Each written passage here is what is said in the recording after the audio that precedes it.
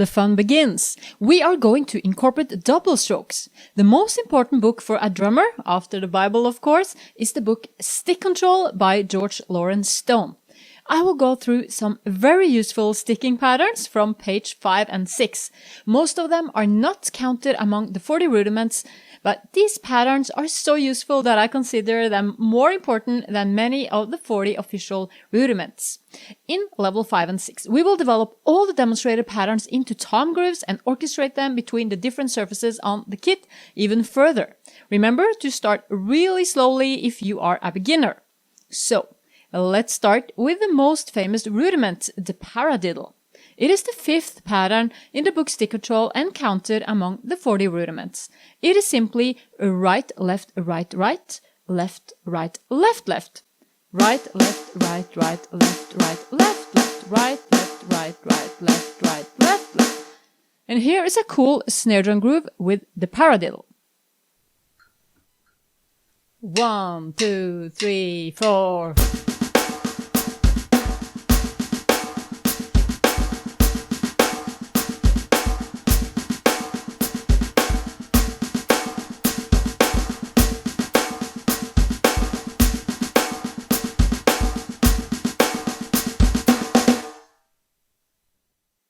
But you don't want to stick to playing this on the snare only, although it's a cool groove and fill on the snare, because you can get it pretty fast.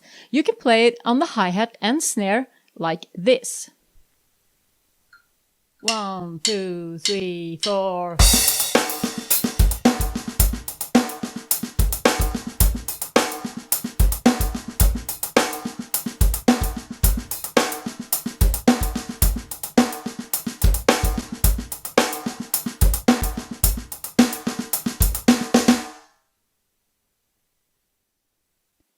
You can play I Raise a Hallelujah by Bethel Music with the paradiddle on the floor tom.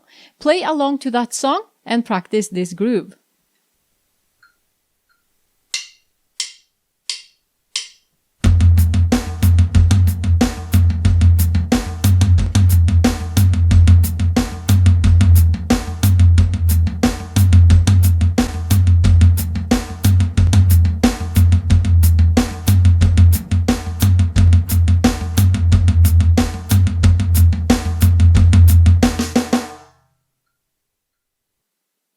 You can also add the right cymbal on every other quarter note to build it up a bit like this.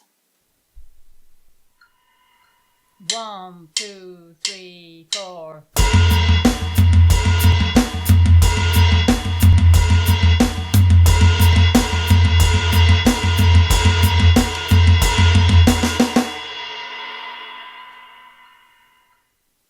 Drumming is about adding new sounds to raise the dynamic levels in a song without necessarily having to play louder. Try out different kick drum patterns as you are advancing, but start with 4 on the floor. That means that the kick is played on every quarter note, like I did now in this last example. And it is the easiest kick drum pattern to start with, and you might also end up using this the most anyway. When you are in a prophetic flow and people are dancing, 4 on the floor always works. A more thorough demonstration of sticking patterns on top of a 4 on the floor kick will happen in level 6. This paradiddle groove also works very well as a halftime groove with the snare on 3, with the same orchestrations as demonstrated with the backbeat on 2 and 4 like this. 1, 2, 3, 4.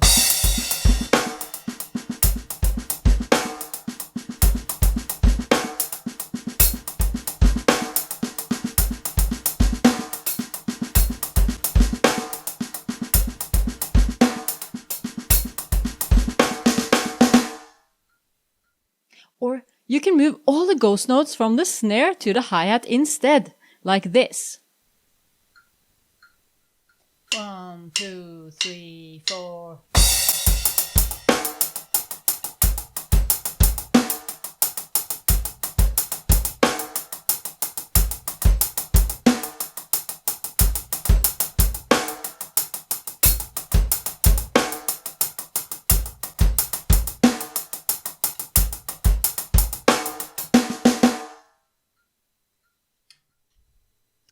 This halftime groove on the hi-hat works very well in the song Mention of Your Name by Bethel Music, Jan Johnson, and with the song Throne Room by Kim Walker as well, but in a faster tempo.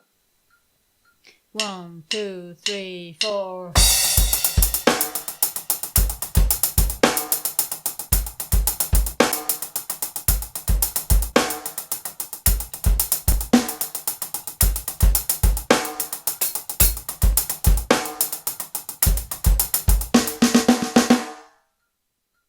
These are great examples of how you can utilize halftime grooves based on the paradiddle. You may also count or feel these grooves as a 32nd note subdivision. You should practice this halftime groove playing along to those songs. I will now demonstrate a paradiddle fill with the accents played on the snare on every quarter note. 1, 2, 3, 4...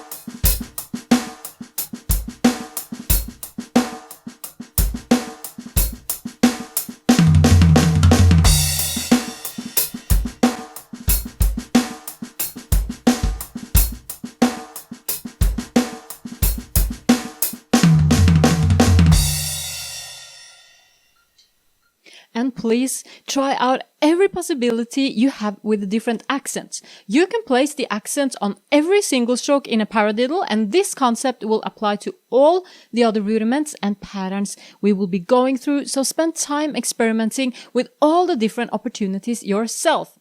For now, play every accented beat on the toms and the rest on the snare. And I will add in some cymbals as well. Accent on 1, 1, 2, 3, 4.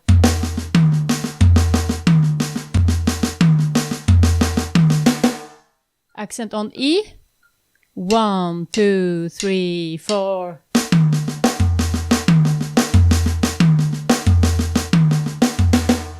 And then accent on the 1 and E, 1, 2, 3, 4.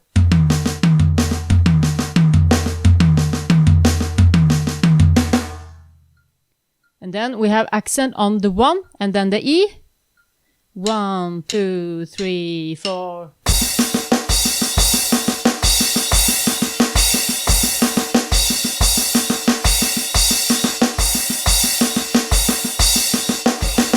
And then switch. So the accent is on the E and then on the 1. 1, 2, 3, 4.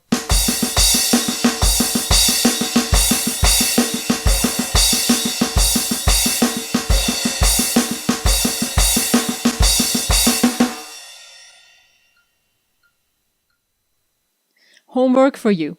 Play the accents with the kick instead of on the toms and then add cymbals. You will be astonished how awesome this will sound. Play around with different orchestrations, and when you get this down, you have many great fills that you can use.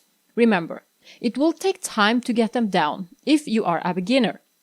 For further studies of how you can apply paradiddles, check out the flam paradiddle and dragadiddle. In the last 2 levels, I will show you more ways to orchestrate the paradiddle. Now, we will look at the inverted paradiddle, the second permutation or inversion of the paradiddle, and pattern number 6 in the stick control book. It's right, left, left, right, left, right, right, left. Right, left, left, right, left, right, right, left. Right, left, left, right, left, right, right, left. And you can use this the exact same way as we use the paradiddle. I will show you 3 different ways that you can use the inverted paradiddle for now. Number 1 is on the snare drum as a cool groove. 1, 2, 3, 4.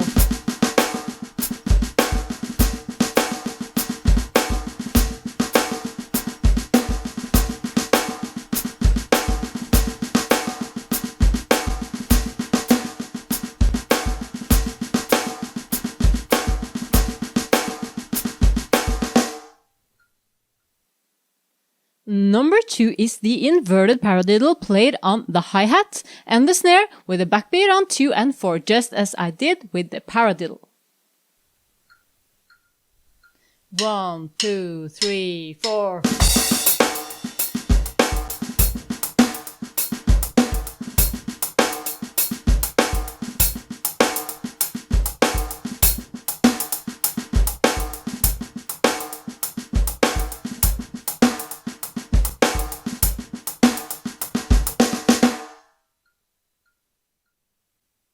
Practice this to music to make it groove. Secret World by Peter Gabriel is great for practicing this beat. It's not a worship song, but it's my best tip.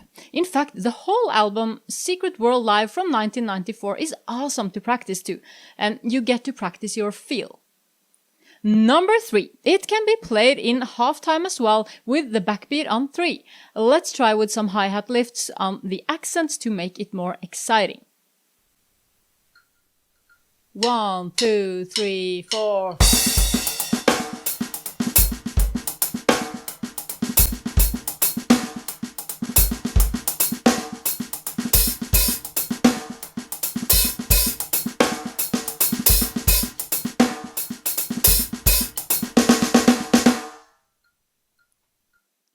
I will also demonstrate a fill on the toms. The snare is on the quarter notes as shown with the paradiddle.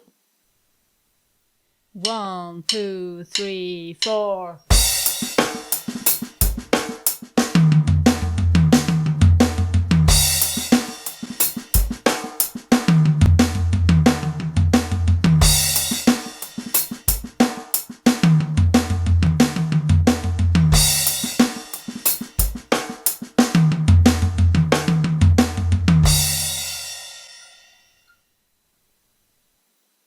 The inverted paradiddle will give you an accent on the ah, the so-called skip beat.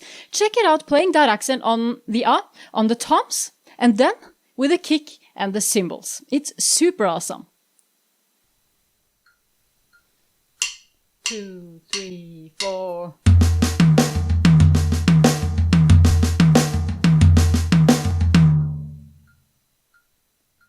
One, 2, 3, 4.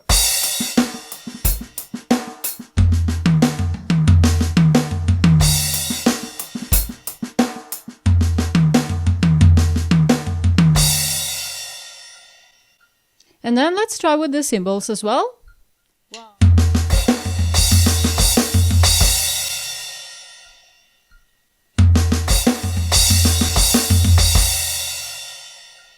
And then we will try it as a fill.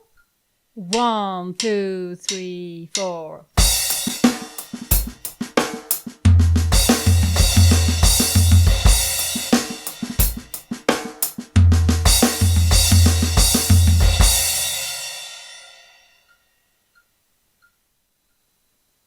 I just want to encourage you to check out more ways to use these as different grooves and fills with different orchestrations. In level 5 and 6, I will show you how you can build more advanced grooves with the inverted paradiddle. So, to wrap this up, let's check out 5 other very useful permutations or combinations of the paradiddle.